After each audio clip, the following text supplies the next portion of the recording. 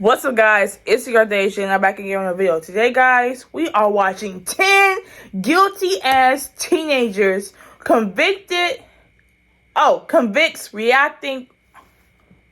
10 guilty-ass teenagers convicts reacting to life sentences. Okay, so these teenagers are some mean, crazy, nasty teenagers who are getting convicted to a life sentence. So now I'm going to watch their reaction. Let's get into it. Don't you just love it? They going to jail or I'm not? No. Let me stop.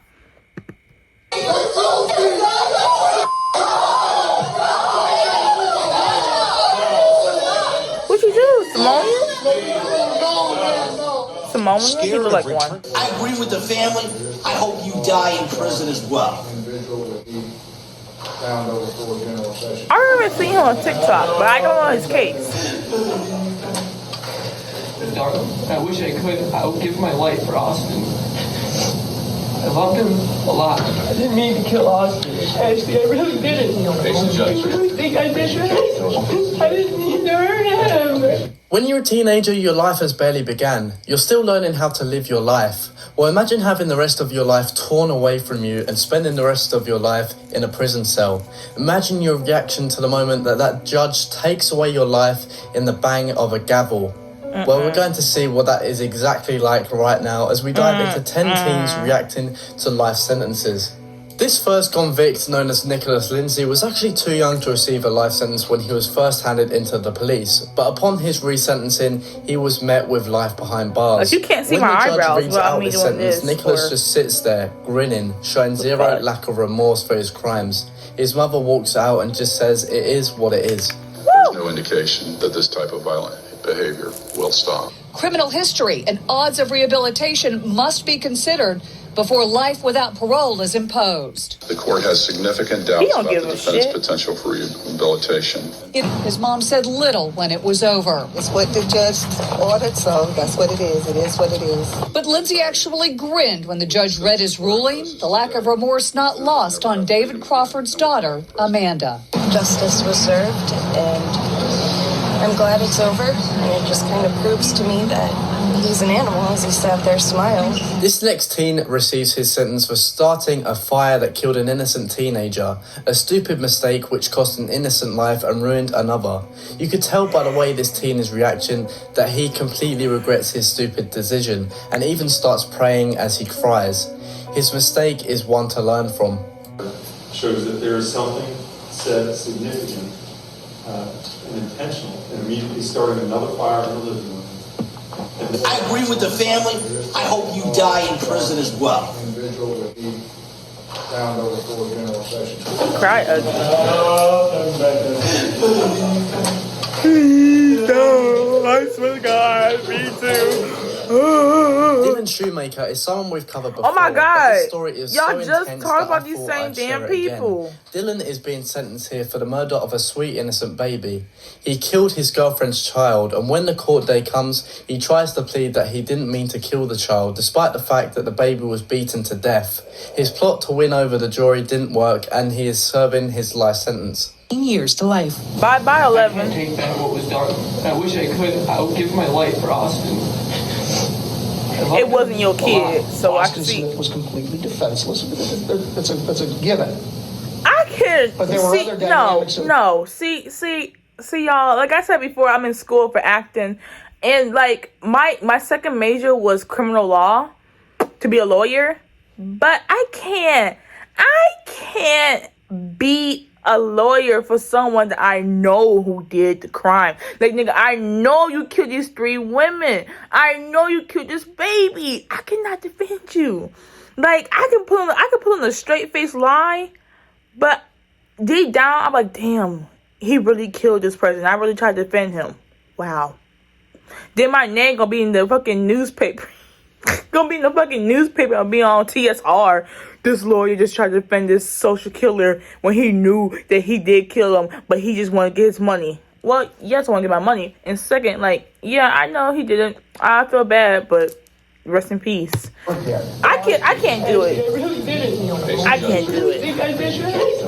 I didn't mean to hurt him. No, He was actually caught by the judge for actually trying to text his mother saying that he hopes the jury will feel sorry for him and that he's going to cry on purpose to try and lower his sentence. That on July 23rd, 2013, in a phone call to your mother from the holding center, you stated, and I got a quote from the court report. No! Why would you do that? Why would you fucking make a fucking phone call in the fucking jail cell, whatever? Don't you know the police be taping that shit? So everything you saying, they gonna hear your bullshit you say on that phone to whoever. Why the fuck would you say, I hope the freaking jury pleads with me? Why? The police will listen to your ass. They recorded your ass. Now you got that recording to court, and now the jury ain't gonna fucking believe you. I am a 16-year-old blonde. Probably all I have to do is cry in front of the jury, and they're going to feel sorry for me. Bitch, this ain't Barbie. The fuck? This is not Barbie. Okay? Women rights? No, nigga. You going to jail. I mean, no, wigger. You going to jail. This ain't Barbie, bitch. Ugly Betty ain't gonna give us no motivation. You going to jail. Philip Chime looks like an innocent high school White curiosity, your ass in that jail cell. He is actually in court for murdering his teacher. The teacher was actually only 24 years old. Wait, what happened? In court for what happened? What happened? In front of the jury, and they're going to feel sorry for me. Philip Chime looks like an innocent high school student, but he is anything but that. He is actually in court for murdering his teacher. The teacher was actually only 24 years old, which is extremely young for a teacher. She was just starting her life off when it was taken away from her in a blink of an eye. Philip was sentenced to life, and here's his reaction. Philip Chism, on indictment number 2013-1446001. The jury, having returned a verdict of guilty of murder in the first degree on deliberate premeditation and extreme atrocity and cruelty, you will hearken to the sentence the court has awarded against you. The court, having duly considered your offenses, it is hereby ordered that you be committed to the Department of Youth Services until the age of 21, and furthermore committed to the Massachusetts Correctional Institution at Cedar Junction for the period of not less than 25 years and not more than life, and that you stand committed in execution of this sentence. Jodi Arias is the first female on this list. She was being sentenced for the murder of her ex-boyfriend. Her boyfriend was actually famous for saying these disturbing words to his friend. Don't be surprised if one of these Sundays I don't show up and you find me dead in some place. Well, that's exactly what happened before she was sentenced to life in prison. She actually killed her ex-boyfriend just like he said she would. But I had to fight for my life just like I did on June 4th, 2008, because I realized how selfish it would be for me to escape accountability for this mess that I've created. I have 2 brothers, 2 sisters, several nieces and nephews, a mom, a dad, 8 aunts, 9 uncles, over 20 and 2,000 cousins. Get to the point. As well as countless friends, all of whom would suffer greatly if I took my own life or if I allocated and begged for the death penalty and then got it.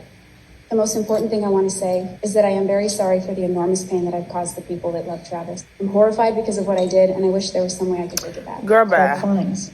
The defendant has no prior criminal history. The defendant has family and community support. The defendant has mental health issues. The court has also considered the defendant's childhood background. The court finds the mitigation presented is not sufficiently substantial to call for leniency and that a natural life sentence is appropriate. It is ordered the defendant shall be incarcerated in the Department of Corrections for the rest of her natural life with no possibility of parole. This teenager freaks out after he is sentenced. The defendant freaks out, cries in court, and begs the officers not to take him away, showing that he at least has some sympathy Downfall for her.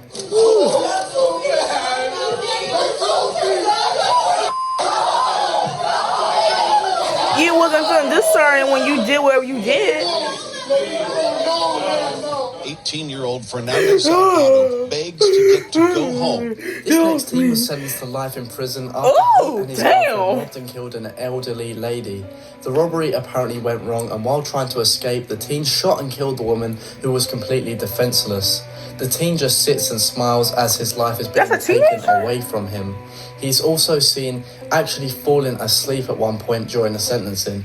Oh, he don't give a fuck. With a chuckle, a laugh, and yawn after yawn, David Moses acted strangely at his sentencing this morning, appearing to fall asleep in his chair not once, but twice, suffered physical, verbal, and emotional abuse growing up, leading to a lengthy criminal history, including sexually assaulting his sister, then a developmentally disabled cousin, and 7 other children while he was in a group home. While Sessions' family said they hope to one day see her again in heaven, Moses' attorney asked the judge for hope as well, in the form of a possibility for parole. To give him that hope.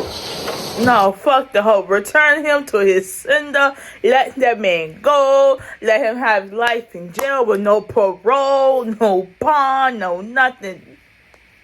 No, that man going to jail. Jail!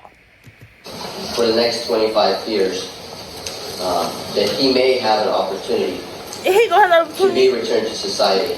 No, society is gonna reject this motherfucker.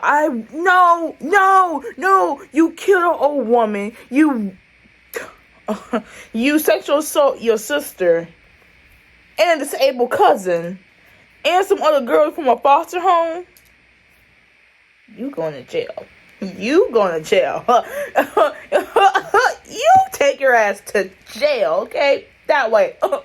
That way. That way. Okay. In prison without society can help him out. No, society needs to return this nigga back to his sender. What he said? Out the possibility of parole. And that's in the penitentiary for the rest of his life. TJ Lane was convicted for killing 3 of his fellow high school students, which makes him a very young serial. I know this dude. I don't fucking know him, of course, but like, and then he like wear a shirt that says "fuck y'all" or "fuck the person I killed." He went like this at them. I don't know. Serial killer. He has absolutely no remorse for his crimes, and he was sentenced to life Guilty in of your future without the possibility of parole. And when he was being sentenced, he wore a white T-shirt with the word "killer" painted across it, showing how sick and twisted this teenager really is. Nick is a very kind and loving. Why would you want to hurt him? You don't know kind. You're evil. I will have to eventually forgive you. You know what he looked like? He looked like that one little boy that was in damn, what show he was in? It's not Jimmy Neutron. It was some little badass little boy who looked just like him, like in Toy Story or some shit. I think it was like Toy Story 2. It was like a after Andy went off to college or whatever, it was like this little troubled little boy who took the toys, Woody and Bo Peep and the kids and the rest of them, Potato Head. He took him and started playing with him. He looks like him. Yeah. Don't he with the buzz cut and the head and the shiny forehead? He looks like that boy. Yeah. Otherwise, you will haunt me. You will never, ever be in my thoughts after this. Never. My family will move on, not you. You have ruined your life, not to mention Adam's. Even gave you a ride. Nick even gave you a ride from school. But someone tried to kill 5 people, and all they did was want to go to school. TJ also escaped prison a year after his sentencing with another inmate who was actually captured.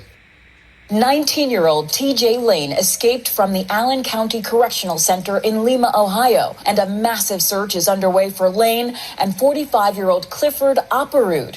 Lane was serving 3 life sentences for the February 2012 murders of 3 students in Chardon High School, east of Cleveland.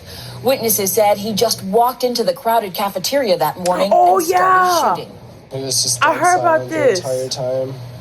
Didn't say anything before. This next teen actually killed his great-grandmother with a hatchet with one of his friends, which is extremely disturbing. The teen was of course sentenced to life in prison and responds by saying that the news liked to twist a lot of things around. He was still sentenced and found guilty. He showed varying emotions in court, at times wiping tears from his face. Then Barbeau smirked and shook his head when the prosecutor spoke. He read only a few words from his own statement. There's a lot going around said by the news, DA, and many other people that I'm a cold, heartless, careless killer. That's not true. Instead of starting his freshman year in high school, 14-year-old Antonio Barbeau will go to prison. This next video is very famous for showing a teenager who almost starts laughing when he is sentenced for killing a 23-year-old. The mother of the victim is in tears and is so choked up she can't even speak to the jury, as a sister has to stand in for her. The only words the teen has to say for himself are these. As a mother shed tears for her son, shot and killed by Wright. I've lost laughter and love. I no longer have the hope of having grandchildren. I've lost the enjoyment of holidays and birthdays and of everyday life. Wright addressed the court showing no remorse. I just want to tell y'all, I'll be home soon. R.I.P. Keon. I love my family. Thanks for watching, everyone. Make sure to subscribe.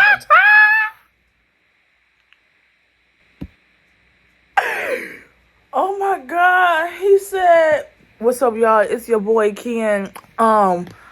I'll be home real soon. Rest in peace to that girl I killed. Peace, homies.